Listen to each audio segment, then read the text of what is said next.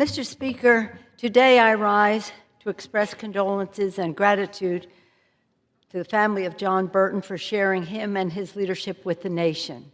I do so with my colleagues, Congresswoman Maxine Waters, Congressman Mike Thompson, Congresswoman Doris Matsui, and Congressman Mark DeSaulnier, and joining me, and so many others, in joining me in expressing our appreciation to him. Let me tell you about him, Mr. Speaker. Working Families has lost one of the most outspoken and ferocious and unyielding champions our nation has ever seen.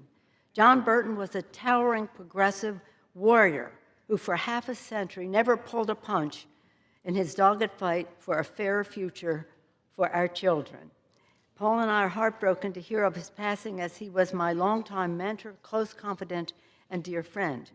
All who knew John knew that behind his sometimes profanity-laden language was a profound, progressive voice for how to make real the promise of America. As I wrote in the foreword in his memoir, his book was called I Yell Because I Care. John yelled a lot because he cared a lot, especially about our most vulnerable neighbors.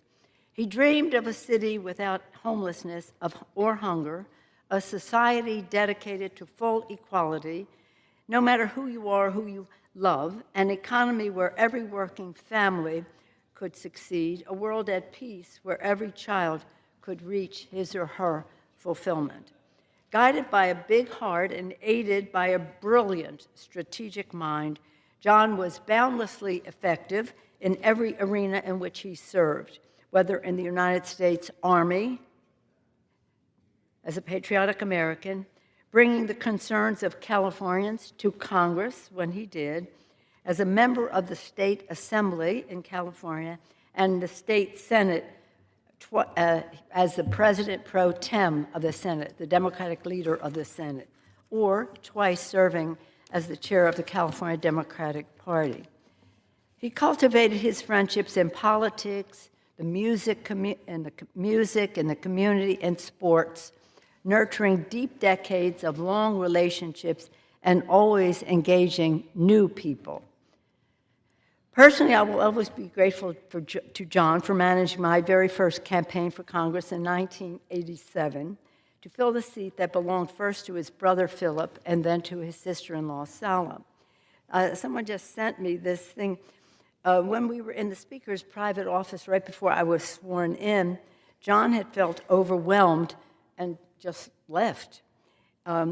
Speaker Wright wouldn't start the ceremony without him, because whether it was for Congress or the Assembly or the State Senate, the people who served with John knew the power of his legacy even more than he sometimes realized.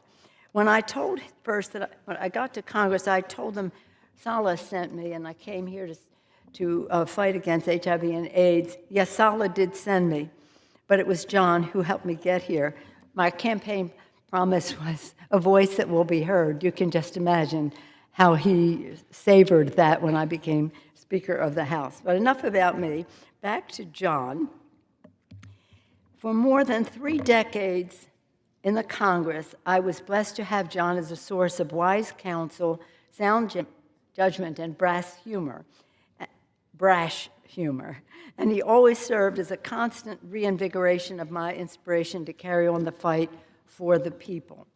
It is fitting that the legacy of this legendary liberal lion will live on in our state in so many ways, from the work of his foundation to end child homelessness, especially among homeless foster children, to a strengthened California Democratic Party fighting for our values, to a new highway that was named for him to ensure future generations will know his name. May be a comfort to John's beloved daughter, Kimmy as we call her, grandchildren, Juanito and Mikala, and all of his loved ones that in our state, and indeed the entire nation, join his family, in mourning him during this sad time. We all want John to rest in peace. I yield back, Mr. Speaker. The gentleman yields. The chair will receive a message. Mr. Speaker.